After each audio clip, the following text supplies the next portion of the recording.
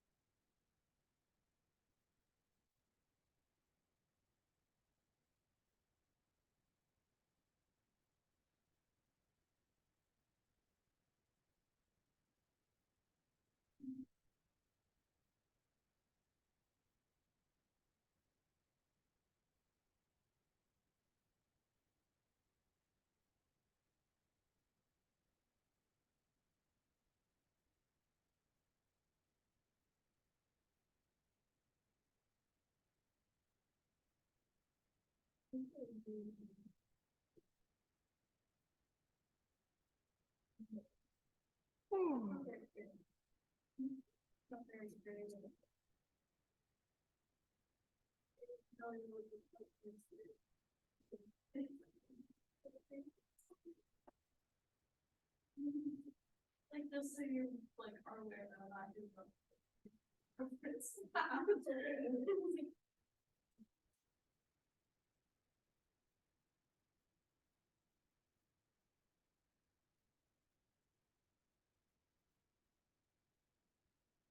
I used to be so afraid of them. Really close.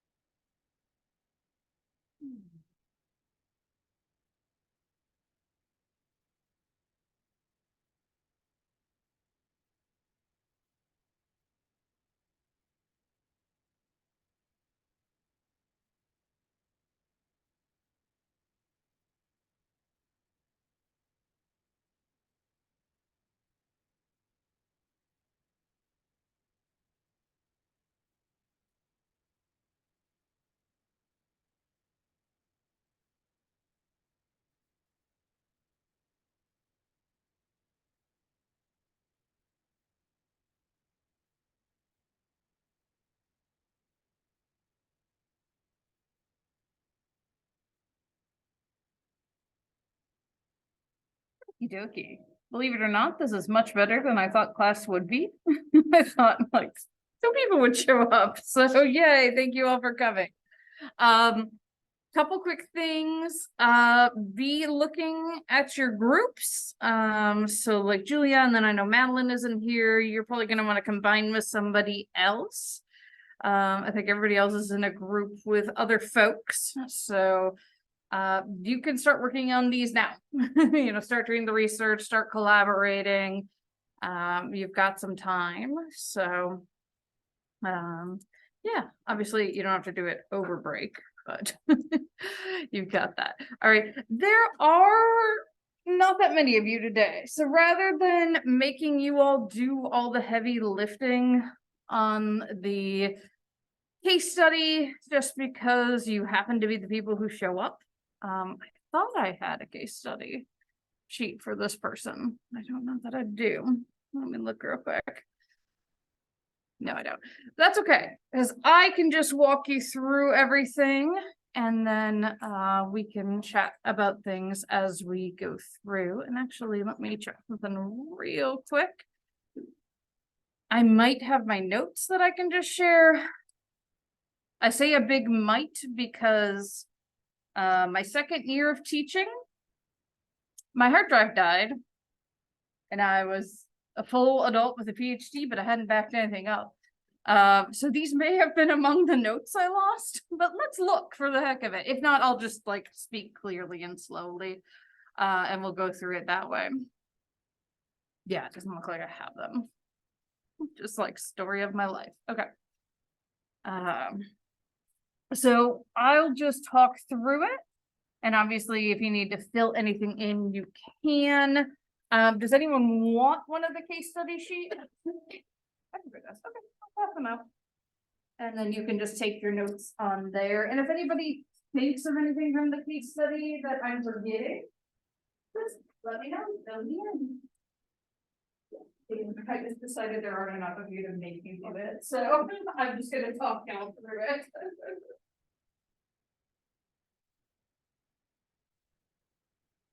It was real fun. I got to like scan in my exams because I always build on previous year's exams and then try to make Word understand them. That was also funny.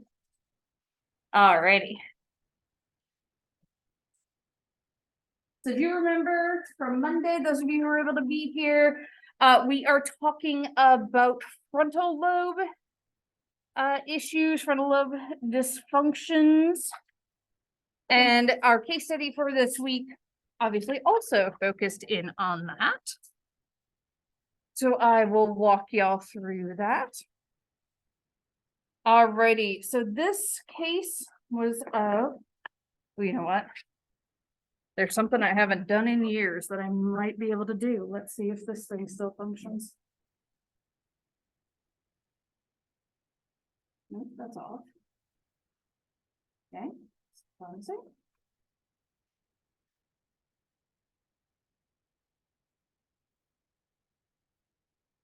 And maybe I'll just show you my notes. That's why. Hey, very promising. Okay.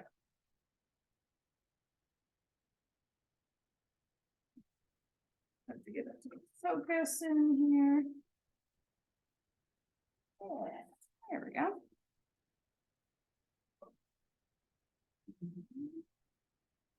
I believe I can zoom. And then we just have to get it to focus.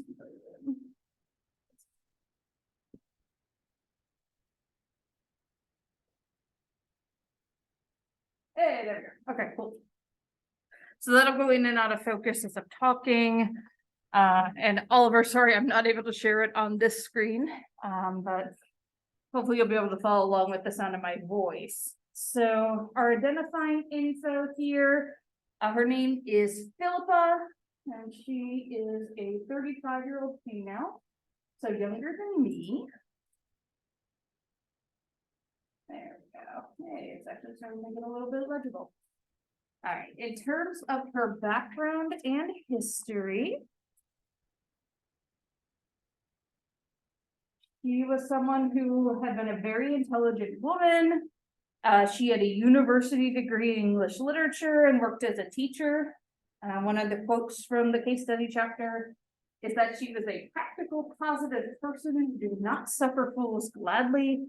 I don't know about y'all, but that sounds like a lot of English teachers I had growing up. But she could multitask really well and rarely got angry with her students or her own children. She was married. She had 2 kids who were ages 8 and 10 at the time this happened. And there was a burglary at her house, and she had a severe head injury as a result of that. And so she had most of her prefrontal lobe surgically removed.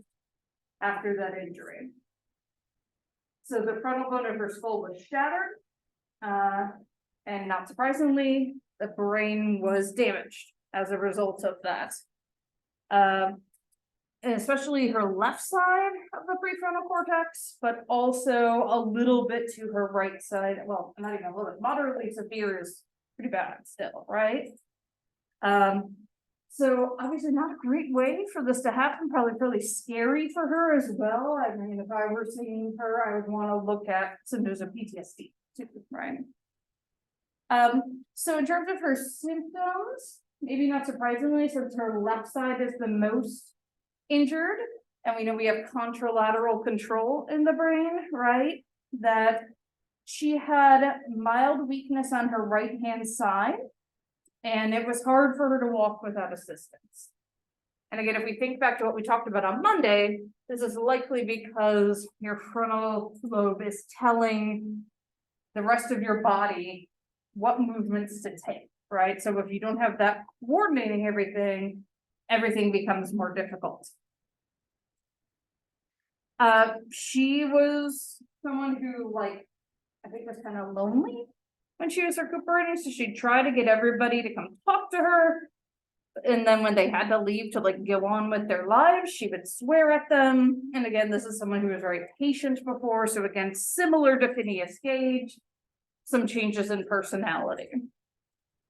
She also had a lack of appropriate modesty. Again, one of the things the frontal lobes do for us is inhibition. So it tells us like, hey, you're in a room full of people, now is not the time to get undressed. But she would just do it, no care in the world. She was perseverated. And what this means is you just keep doing the same task, and you have a hard time sort of breaking that behavior. And so, for example, when they gave her a consent form to do the assessment, she signed it 4 times instead of just once.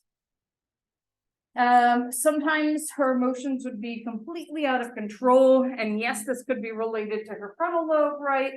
But this could clearly also just be related to the fact that this poor woman has had a lot of trauma, right?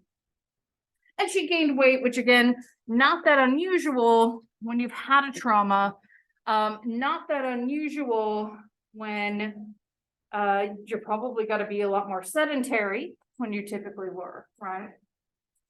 Now, in terms of her testing results, she had what's called right side neglect, and we'll be talking about neglect a little more in our coming lectures after break. But basically, if you asked her to draw something, she'd only draw the left side of it. So the right side would be empty. On that Ray O that we looked at before, that really complex figure that you have to copy and then remember later. She again showed neglect, did not draw any of the right hand side, and then she added her own embellishments when she was copying it. On recall, so what you do is you give the person the right to copy, and then X amount of time later, you ask them to give them a blank piece of paper, remember that figure you copied, try to draw it from memory. She just drew some squiggles, and she said, there you are, that should be good enough for you. So again, this is someone who had always been very fastidious, right? And this is sort of the opposite of what she had been through. She would, again, as someone who was like English teacher who was did on things, she was rule breaking. So she would, they had like a curtain in between, and she'd pick it up and look at whatever was on the other side. And she couldn't stop herself. She couldn't say why. And again, similar to the poorly acted video of Phineas Gage we watched, inappropriate laughter. She just thought it was funny. There's a tapping test where you have them tap certain patterns. She could do the rhythm. Sorry, that made that crazy. But she wouldn't stop after the test was done, that perseveration, and she could sing along. She had difficulty with tests about proverbs. So this is on the waist and a couple other tests. there are ones where you ask them like, what does it mean that shallow brooks are noisy? And it's basically like people who aren't very intelligent are the folks who are more likely to spread gossip. She really struggled with stuff like that. And she was really severely impaired on abstract thought in general, and this carried over into just her conversations with folks. She was well below average on tests of verbal and nonverbal memory, and it was really hard to keep her on task. Her everyday memory for faces was good. She was impaired on new names, although that seemed variable. And it seemed like if she was motivated to pay more attention, she was more likely to remember someone's name. Sadly, she struggled. She didn't remember things her kiddos like to do, and important aspects of their personalities. And she had very little insight into the fact that there was something wrong, that there was something going on with her. And so they just called this frontal lobe syndrome. It's sort of a catch-all that we know your frontal lobe is messed up. That's what's causing this, right? So in terms of the impact on her life and family, her family was particularly distressed by her just getting undressed in front of everybody else, understandably, right? It is very different from her personality prior to the accident. She talked about her family with little indication of concern for how her kids were doing without her as she went through rehabilitation. Her husband tried to take care of her at home, but he really struggled, partially because her personality was so different. She had this inappropriate emotion, right? And so he ended up putting her in an institution, essentially, an assisted living facility. Her kids actually ran away and left a note, and like, this is like the most heartbreaking part of this to me. Their note said, "Mommy doesn't want us anymore," and that's why they ran away. The kids were found, they were fine, they were safe. She would yell at her kids, again, that lack of filter, that lack of inhibition, and the kids were very affected. Once she got into the institution, time went on, her kids grew up, and they would only visit her every 3 months. So again, really sad to see this rupture. And her husband and her kids needed their own family therapy to deal with the guilt surrounding the fact that they couldn't take care of her. So obviously, right. That it's tough whenever, and people struggle with this with like family members with dementia too, right? Where you might put them in an institution and then just like you feel guilt about it. So she was initially hospitalized for 4 months after the attack. And she underwent physical therapy. But she needed a lot of supervision because she was unable to carry out the simplest exercises on her own, again, because those frontal lobes are coordinating movement, right? And anything you're doing in physical therapy is likely to be at least somewhat complex. Her right side weakness did get better, but for the rest of her life, she remained in psychiatric nursing home. And so it's sort of going with, the little case studies on your midterm, right? I mean, there are definitely times where people just don't get better, right? And it's very sad, but it's unfortunately the reality of dealing with patients like this. I don't usually get to it just because there's so much material to cover in adult psychopathology. But I wrote some case studies for the book that we use for that. And the one for like problems in older adults, I like in my mind called the saddest case study in the world, because it was just like this guy who was actually having a UTI and having delirium as a result of it. And he was misdiagnosed. And because they waited to treat the UTI, he ended up with permanent damage, and then like he died, and then his wife died. It was just like, ugh. But again, unfortunately, sometimes those are the realities of these types of situations. So as much as I hate to emphasize them, it is important to realize that like not everybody can recover. Alrighty, so we had been talking in more detail about, and actually let me open my slides while we're chatting here. We've been talking in more detail about how damage to various areas of the frontal lobe can affect different aspects of people's functioning. So let me open chapter 16's PowerPoint again. There we go. Just so we have some diagrams I can refer to as we go through. So, you know, one of the things that we had talked about was damage to motor functioning. We certainly saw that obviously in the case we just talked about, right? It can almost look like a stroke, essentially. And so in addition to general motor functioning, there are more specific things.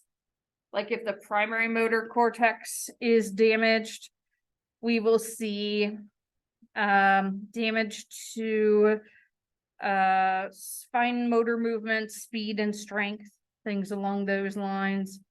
When we get down to more specific areas like Broca's area, right, then we have a grammatism, which is basically the impaired ability to produce appropriate grammar or even to use verbs properly. And if the supplementary motor cortex is damaged, you can be rendered mute, essentially, just because your body can no longer do the movements it needs to do in order to produce speech. So one of the other things that we saw with the case, and I'm forgetting this poor woman's name, let me flip back to remember it, Philippa. One of the things that we saw with Philippa was that she had damage to abstract thought, right? And so we will see damage to what we call convergent and divergent thinking. Convergent thinking is like, there's only one answer to the question, right? Boom, that's it, I'm done. Here's my squiggles, there you are, that should be good enough, right? Whereas divergent thinking, again, is what we would think of from an English teacher, right?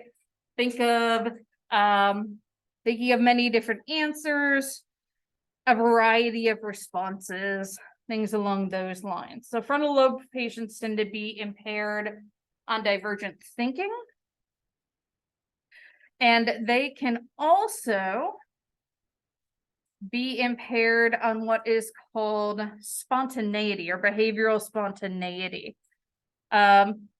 So they will be, it's that perseverance, that perseveration we just talked about with her, right?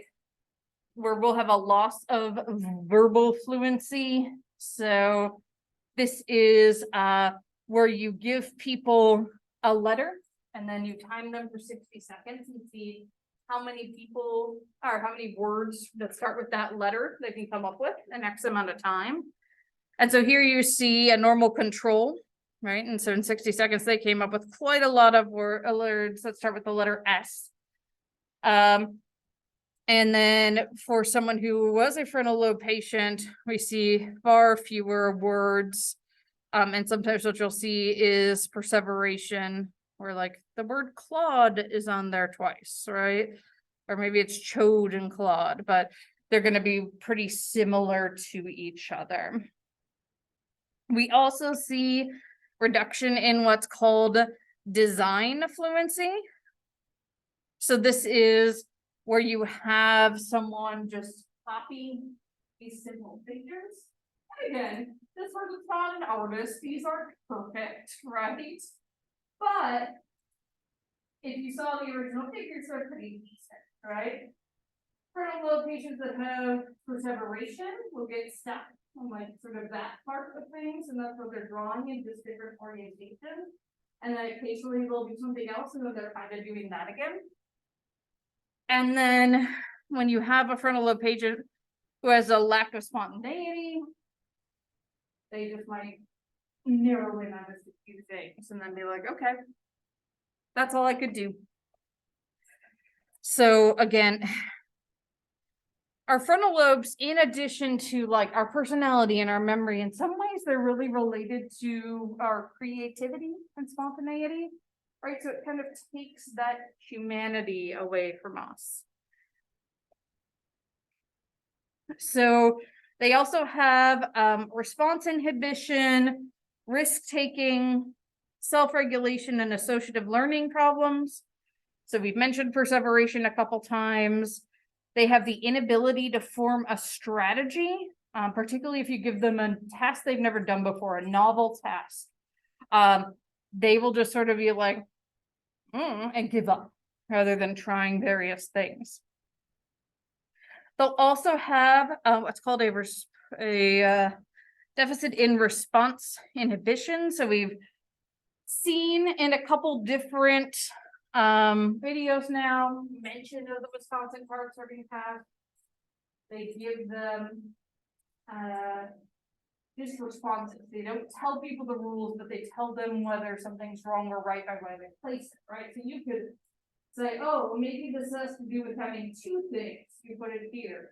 Or you could say, maybe this has to do with having places, so you put it here. And then what the examiner tells you is either yes, that's right, or no, that's wrong. And typical, like if anyone in this room did this and we put it here and they're like, no, that's wrong. The next card we got that had two things, when we try putting it here, right? Or maybe if that was wrong, then we need something that's green, right? People who have these perseveration issues after frontal lobe damage will just keep doing the wrong ones. They won't be able to learn in the moment.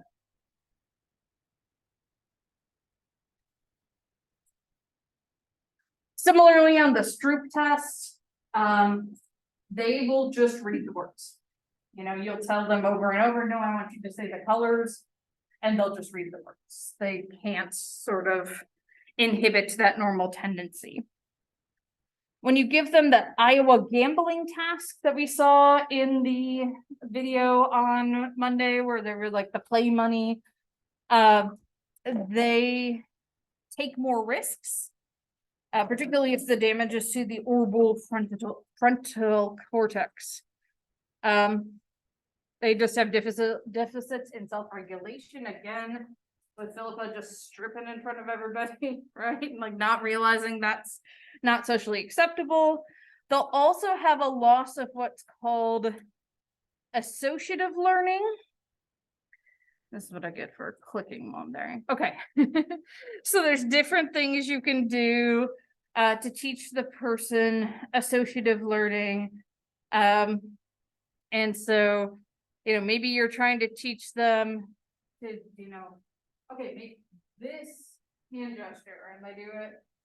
And okay, but now I want you to make this hand gesture, which is the same, only backwards, right? And they might still show you that one, right? And they have a hard time sort of realizing where are those connections. So an inability to select from these competing responses. They'll also have some issues with temporal memory, which is memory related to time or your inner timeline, basically. So there's animal experiments that show that there are roles for the frontal lobe and temporal memory. In particular, an area called Area 46 seems to have a role in providing internal representation of spatial information, and it's active during any kind of delayed response test. Also, it seems like some of the regions of the brain or the frontal lobes have roles in object recognition. And so here are some tests of frontal memory that you have people do. Actually, these are the animal tests, sorry. I'm like, wait, that's a monkey, not a person. There we go. And so you try to reward them for doing things correctly, right? And then you don't punish them for doing it wrong, but they just don't get the food reward. And I would say here that when they're doing this on animals, whether it's a mouse or a rat or a primate, they don't just find them with frontal lobe damage, right? They create lesions to create this damage and study it. And so just fully acknowledging that people have ethical issues with that, and perhaps with good reason, right? In humans, what we see is that if we give these folks tests from memory of the order in which things occurred, they have impairment on that. And it seems like this idea of temporal memory, an internal clock, an internal timeline, is a really critical role for particularly the prefrontal cortex. And so we've seen that, again, if there's damage here, there's damage to that. Also, social and sexual behavior here. Again, changes in personality. You can get something called pseudo depression, particularly when there's lesions in the left frontal lobe, like Philippa. And this is where they have outward apathy, indifference, loss of motivation and initiative. They also tend to have reduced sexual interest and little or no verbal output. I think Philippa had fine verbal output, so obviously this isn't like every patient that has that damage. And that's why clinical neuropsych as a field is so complex, right? We can't just look at someone's brain scan and be like, these areas or these tasks are going to have deficits on them, right? That's why assessment in neuropsychology is so important, because that's what tells us where those deficits and what they can do are. And so like neurologists and neuropsychologists really work hand in hand to figure those things out. You can also have something called pseudopsychopathy, psychopathy, sociopathy. Diagnostically are typically referred to as antisocial personality disorder. This is the disorder that serial killers typically have. It's also the disorder that like those guys in Wolf of Wall Street had. There are people who were like, let's just keep going on the housing bubble and make people lose their homes, right? Just not caring about other people. So when frontal lobe patients have pseudopsychopathy, we see this more in lesions of the right frontal lobe. They tend to be very immature. They have a lack of tact, a lack of restraint socially. They're very promiscuous sexually. So again, the opposite. Whereas left frontal lobe patients tend to like not be interested in sex. These folks will be promiscuous, which of course can always be dangerous because of STIs, pregnancies, that type of thing. And they'll have coarse language, lack of social graces, and increased motor activity. And so, unfortunately for Philippa, she had elements of both of these, right? Because both sides of her prefrontal cortex were damaged.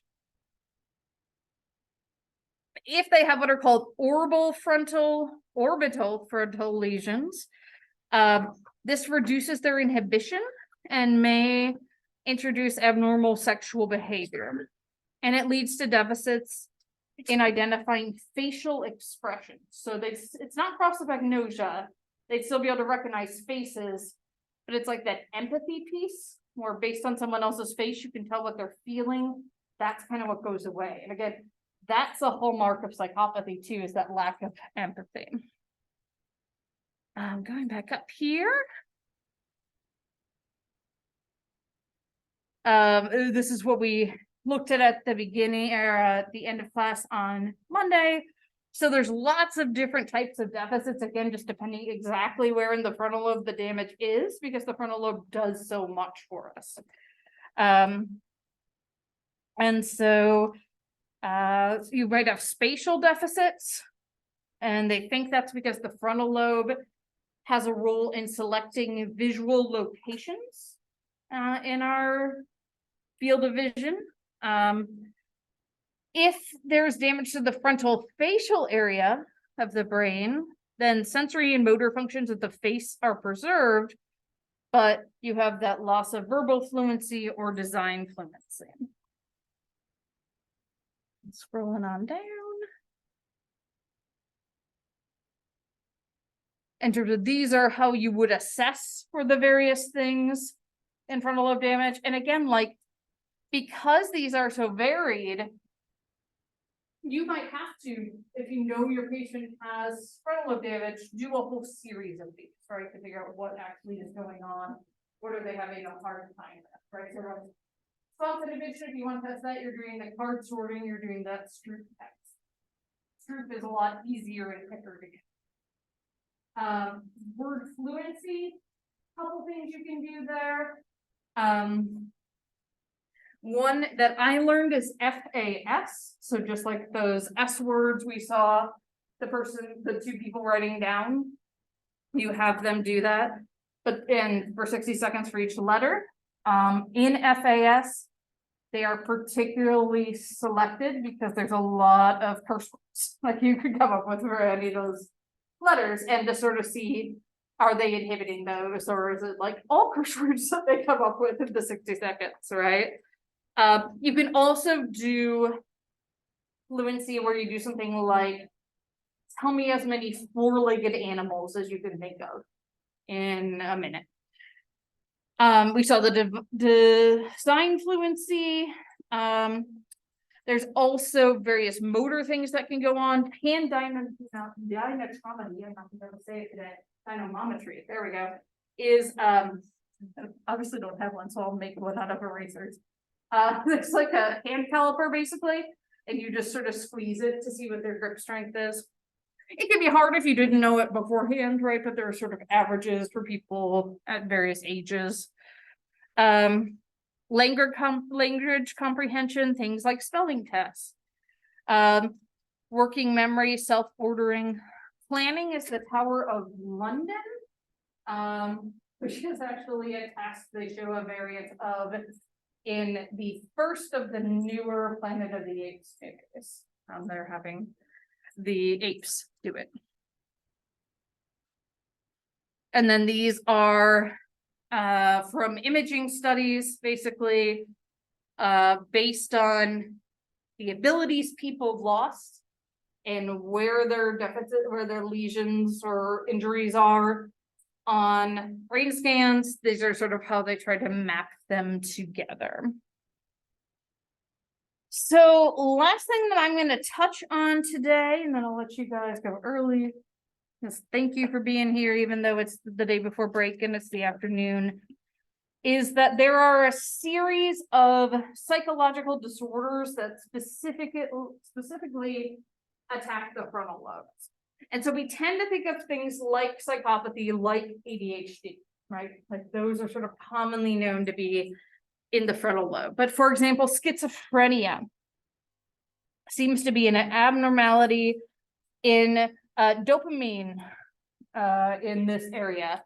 And so I'll read you the fancy terms. The abnormality in the mesocortical dopaminergic projection basically just means there's abnormality in your dopamine, particularly in the frontal lobes. There also seems to be a decrease in blood flow to the frontal lobes and frontal lobe atrophy, which is really interesting because one of the ways that they used to treat people who were schizophrenic, particularly if they were also violent, is with a lobotomy. Does anyone know what they actually do during a lobotomy? Yeah.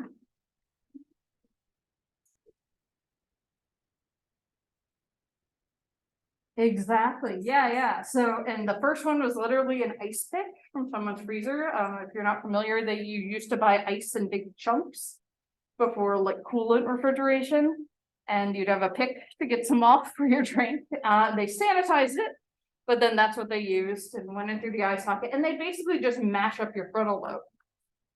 So these folks would be very docile because they've lost all their personality and all of their motivation, right? But that's how they would treat it. And we don't do that anymore for obvious reasons. Parkinson's, which we've already talked about. It seems that in the substantia nigra in particular, and where it connects to the prefrontal cortex, that's where we have the loss of dopamine cells. So again, those connections to the prefrontal cortex. And then the disorder that I actually did my paper that you all have for this class on when I took a comparable class as an undergrad is Korsakoff syndrome. And this is alcohol-induced damage to frontal lobes, but also your thalamus. It's basically a nutritional deficiency because you drink so much you feel full, so you don't eat.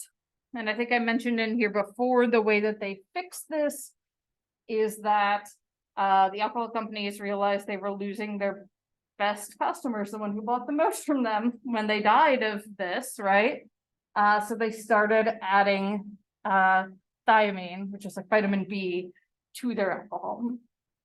It's just like, well, I guess it fixed it, kind of, right?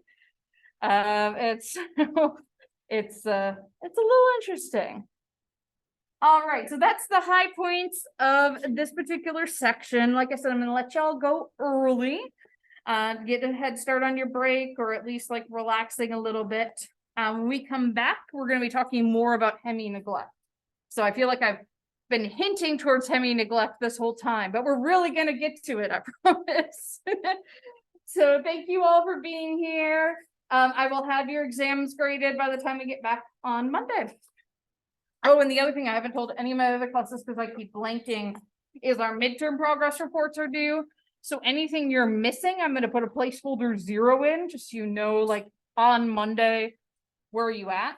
But again, you have till the end of the semester to turn it in. So I'll just change the grade once you turn it in. I just don't want you all to think that means you can't ever turn it in. Sorry, I was choked on my water. Oh, no, it's okay. It's okay. I'm glad you're all right.